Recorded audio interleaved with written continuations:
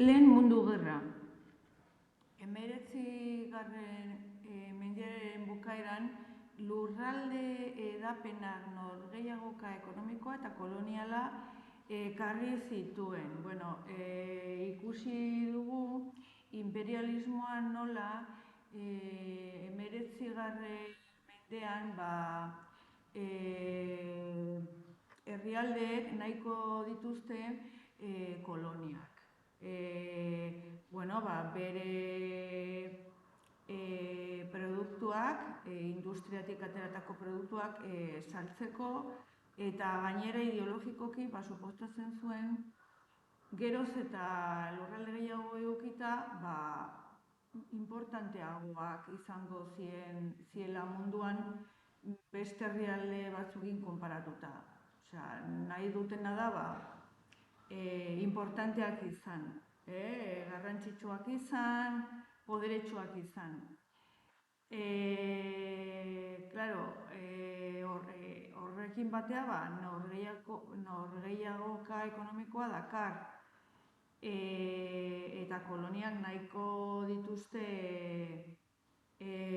esploratu eta konkistatu eta bereganatu. Hori kontutan hartuta, gerrarako bidea planteatzen da hemeretzigarren mendearen bukaeran. Azkeneko hamarkadan zeinbat herrialde hasten dira kolonia gehiago bereganatzen, imperialismoaren muga pasatzen, ekonomikoki gehiago edatzen, nahi dute ekonomia askoz handiagotu, ekonomikoki importanteagoak izan, eta horrek ekarriko duena da kolonia gehiago eduki nahia eta norgehiagoka herrialdeen artean. Horrela izanik nola dagoen egoera hemeretzigarren mendearen bukaeran, prest ikusten da gerra bat. Norgehiagoka izugarrizkoa da herrialdeak sentitzen dira oso oldarrak, nahi dute bereganatu beste lurralde batzuk, ekonomikoki ere nahi dute importanteagoak izan beste baino, eta gatazka ekonomikoak lurraldeak eskuratzeko nahia eta baita azalduko da gatazka nazionalista batzuk. Hau da, herrialde batzuk nahiko dute nazioak izan, estatu bezala onartzea, baina, leku hauek daude oraindik dominatuta inperio batzu dominatzen dituztelako, bai zuzenki eta baita nahia da dominatzea. Nahi dute inperio batzuk lurralde batzuk bereganatu, imperialismoaren ideia honetan edatuta. Eta Balkanak izango dira leku bat, nun beste imperio edo herrialde batzuk nahiko dituzte bereganatu, beraiek nahi dute nazioa izan. Nazioa izan, iraultza frantsesak eta erakutsi zuen nazioa izateko eskubidea daukatela lurraldeak, bai? Ikusi genituen ere iraultza liberalak eta ezta? Jarraitzen pixka bat lurraldeak eskuratzeko Bideo honetan, hor daukagu Alemania, imperio alemanak, bigarren Reichak, imperioa osatu zanean, lortu zutenean imperioa izatea, 1871an,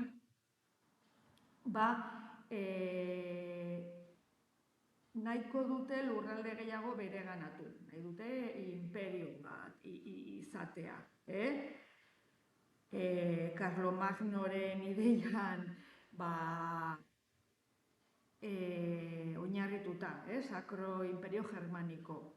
Nahiko dute imperio bat izatea, ez daude konforme Berlineko konferentzian emandako Afrikako lurraldeekin, zeren ez zioten gehiegi eman zioten lurralde batzuk, eman zizkioten, baino beak Alemania gehiago nahi du, dauka egin industrializazioa, nahiko ditu bere produktuak saldu, lehengaiak eskuratu, eta ideologikoki konkistatzailea amorratua da momentu honetan, eta nahiko du Marokon esku hartzea, eta hemen krisi batzuk sortuko dira Marokon esku hartu nahi duelako, zer Maroko, Berlineko konferentzian 1885 urtean eman zioten Frantzia eta Espainiari. Gero ikusiko dugu pixkat hau. Beste alde batetik, Frantziak Lorena eta Alsazia berreskuratu nahiko du. Zergatik? Zeren Alemaniak egiten duenean batasuna, Alemania unifikatzen denean, Frantzia ez da ados, ikusten du Alemania potentzia handi bat sortuko dela eta berarentzako konpetentzia handia da, etzaila da, dominatzeko dua. Orduan, Prusia izan zen Alemaniako unifikazioaren eragile importantena, gerra bat egiten du Frantziarekin, eta gerra hortan galtzen du Frantziak, Prusiak irabazten du eta Frantziak irabazten du, Alemaniari Frantziak ematen dio Alsazia eta Lorena, eta klaro, Frantziak, Frantzia ez dago horren alde. Nahi du berreskuratzea Alsazia Lorena, beraienak izan dielako, Alsazia Lorena dago, gara ikusiko du mapan, justu helmugan, Frantzia eta Alemaniaren helmugan, eta anekdota bezala kontatuko dizuet, eskolan, umeek zeudenean, garai honetan, irakasleek esaten zieten, margotu Frantziako mapa, eta Alsazia eta Lorena, baita esaten zuen irakaslea, baita margotzeko Frantziakoa izango baliz bezala, Frantziarena izango baliz bezala. Eta margotzen zuten, mugak eta Frantzia eta Lorena ere bai, eta umetxoa guten zirenean etxea, gurasoak, esaten zieten, erakutsi zer egin duzuen geografian, hau egin dugu eta, baina, Alsazia Lorena ez da gurea, Alemania dena da, baina, irakasleak izan digu, Frantziakoa dela, orduan, hori ez da, patriotismo hau nabaritzen zen garai honetan nahi dutelako Lorena eta Alsazia berreskuratzea eta horrela erakusten zieten umei. Eta berriro, beste buelta bat emateko garai honi eta gai honi, bakizuen bezala, bigarren industrializazioa egina dago, eta ekonomikoki herrialdeek nahiko dute saldu bereien produktuak, soberan daukete, nahiko dute kolonia gehiago konkistatu, hartu, eta beraien produkzioa saltzeko, bai? Eta ideologikoki, oso importantea zen, kolonia asko izatea, orduan, Ekonomikoki, egia da, produktu asko saltzen dituztela, baino momentu honetan gerra ja dagola piztearren, zeren ikusten da lehia asko daudela herrialden artean, Europako industriek saiatzen dira batez ere armak egiten, hau da, herrialden industrien ekoizpena dago bideratuta gerrarako armak egiteko, eta orduan, herrialde guztiak, batez ere hori da Europakoak, armak egiten dituzte, zeren ikusten dute, azkar asko sortuko dela gerra bat, zeren etxaitasuna, lurralden artean, norgehiagoka ekonomikoa, koloniala, gero daude Balkanetan nazionalismoaren problema, bai? Eta orduan, arma asko egiten dituzte. Hemen ikusten duzu argazki honetan, hori nola, lantegia daude, ekoizten bere produktuak, eta hemen ikusten duzu beste argazki baten, hori, kolonialismoa, ezta? Imperialismoa, pertsona batek, irudi metaforiko honetan, banatzen, ez da, Afrikako lurraldea, herrialde desberdin artean. Bueno, pasatuko dugu pixka bat. Alemaniak momentu honetan, 19. mendearen bukaeran, dauka politika oso aldakorra. Sentitzen dira oso importanteak, egin dute batasuna, zeren lehen batasuna egin baino lehen hau, reinu, dukado, marquesado, desberdina zuen, eta orain batu egiten da. Eta nahiko dute imperio kolonial handitzea. Nahi dute erresuma batua baino handiagoa izatea, importanteagoa izatea, eta erresuma batuari gailentzea. Hori gertatzeko, eta hori gertatzearren, inglesak, ikusita ze kompetentzia eta ze etxaitasuna dauketen Alemanikin, frantzesen alde jartzen dira. Bizka inglesak eta frantzesek, historian zehar, zenbat etapatan oso gaizki eraman dira, eta gerrak egin dituzte beren artean, baina orain, aliantza, sortzen da.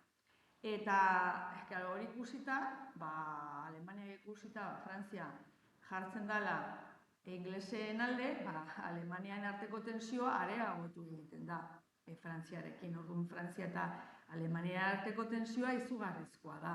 Orduan, horregatik esaten dut, gerra lehertzeko dago, zeren etxaiak, lehen izateko herrialdea, etxaiak bihurtzen dira, eta hasten dira, aliantzak egiten, porsakaso, sortzen baldin bada, porsakaso baino gehiago, sortzen baldin bada gerra, izateko aliatuak, eta ez zeoteko isolatuak, beraien bakarrik, bai? Alemanin, Bismarck kantzillerrak, Bismarck kantzillerrak deitzen zioten burnizko kantzillerra, oso gogorra zelako, oso diktadorea zelako.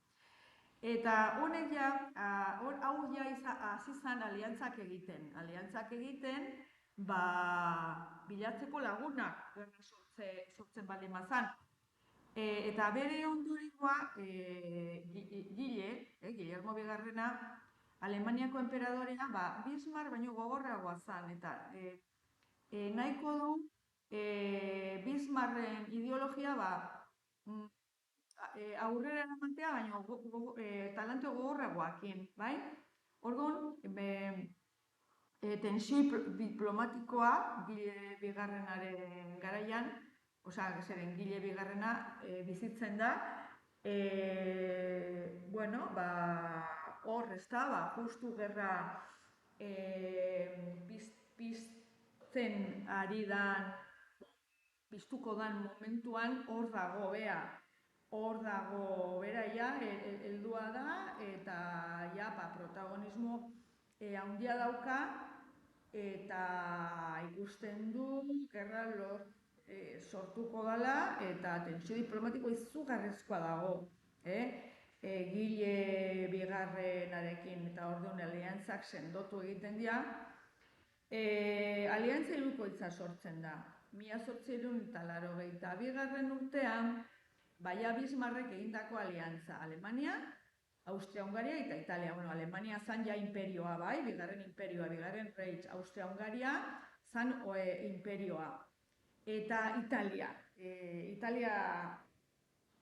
Italia, segun unifikatuta batasuna egin zuten, baino ezan imperioa, herrialde bat zan, bai? Eta entente hirukoitza. Hau, sortzen da pixkat beranduago, hau ja sortzen da Gilen bigarrenaren gobernuan. Frantzia, eta Erresuma Batua, esan dugun bezala, Frantzia ez da ondo eramaten Alemanikin, eta horrek eragingo du, Frantzia, Erresuma Batuko laguntza bilatzea, eta Errusia. Bueno, Errusia oraindik imperioa da, oraindik ez dute egin iraultza, komunista, eta oraindik imperioa da, eta zar batek markatzen du gobernua. Orduan, gero, Serbia elkartuko zaie, Serbia eslaboa da, eta Serbiak dauka Rusiaren laguntza, lagun-mina dia, eslaboak dielako. Orduan, errepasatzeko, bai, eta gero gutxi gora bera, hauek izango dira herrialde importantenak gerran, bai? Hauei, erantziko zaie, beste herrialde batzuk, baina hau da aliantzak markatuko dutena gero gerra. Aliantza hirukoitza, hau da, esaten dena, imperioen aliantza. Alemania, Austria-Hungaria eta Italia, eta gero entente hirukoitza, entente deitzen dena. Pixka bat berandua osatua, Frantzia, Erresuma Batua eta Errusia, eta gero Serbia. Bueno, esan dugu, ez da, zenbat problema, etxai ekonomikoa diela, ekonomiak sortzen duela problema handia, zer nahiko dute konkistatu espazio berriak eta bar, eta baita imperialismoaren konzeptuakin baita daukagu Balkanetako arazoak. Zergatik esango diazue, zeren eta Austria-Hungariak, eta Errusiak nahiko dute Balkanetan parte hartu. Parte hartu,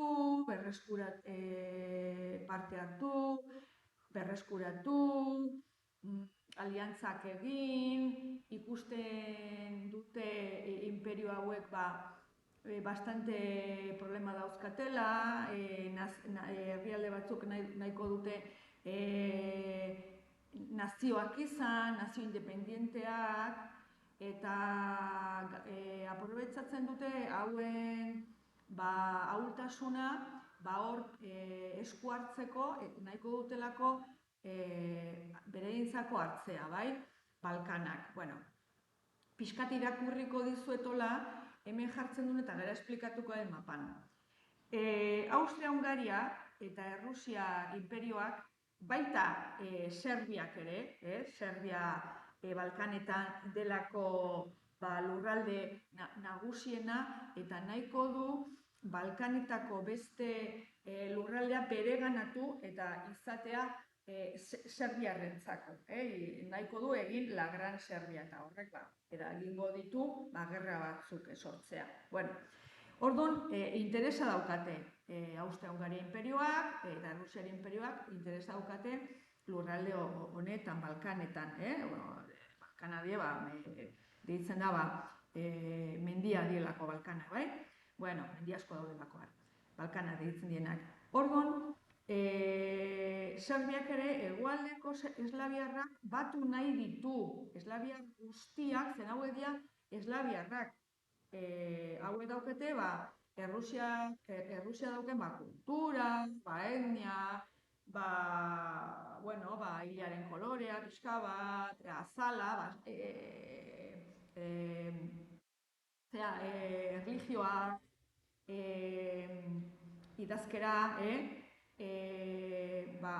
dia eslaviarrak, bai? Zeren hemen, izan dakoa, imperio ortodoxoa, bai? Ortodoxoak, eta, hauei, batzen zaie, kultura bat, erlijioare, bai? Eta, esan dezagun, arraza, etnia, naiz eta hemen barruan ere, etnia diferenteak egon,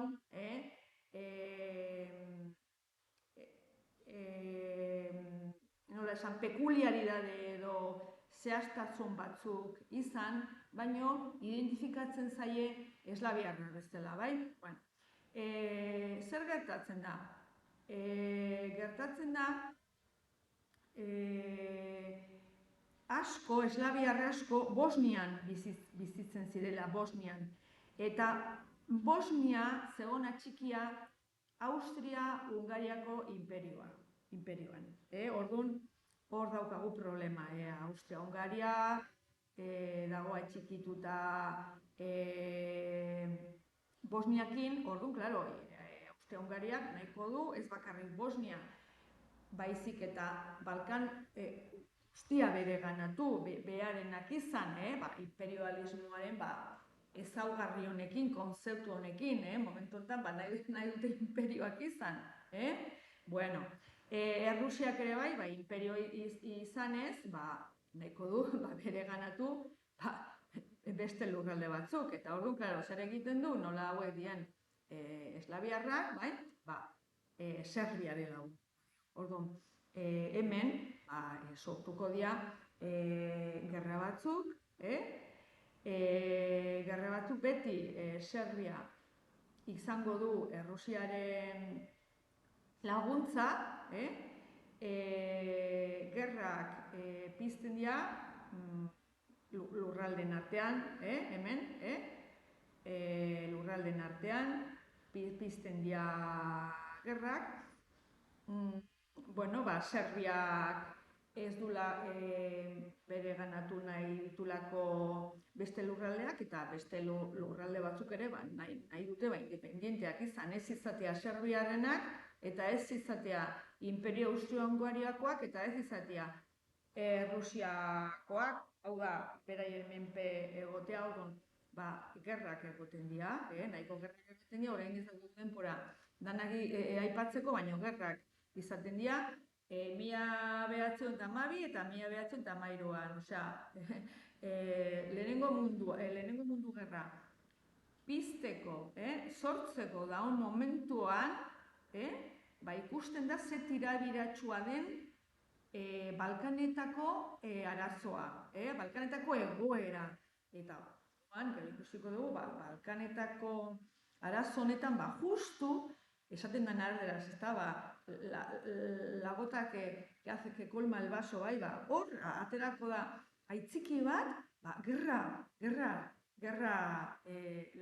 sortzeko.